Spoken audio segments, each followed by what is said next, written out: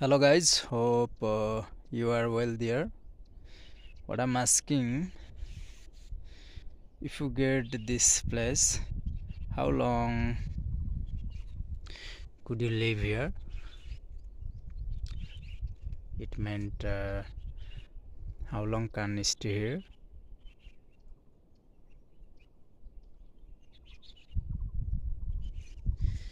अझै धेरै धेरै धेरै धेरै कुराहरू म देखाउँदैछु। यहाँको जैविक विविधताले भरिपूर्ण ठाउँ रहेको छ यो।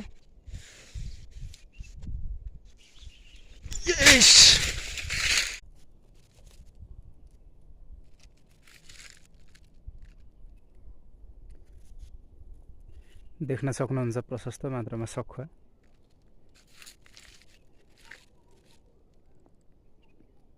यो जग्गा वरिपरि जङ्गलले घेरेको, जहाँ चाहिँ बहुमूल्य बोटबिरुवाहरू।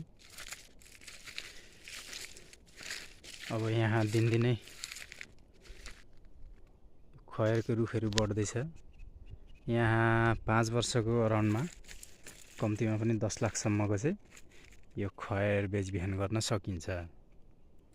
मैले खास कुरा जोड्न खोजेको विषय के हो भने, हाम्रो देश विकासोन्मुख देश, कृषि प्रधान देश भनेर पनि चिनिन्छ।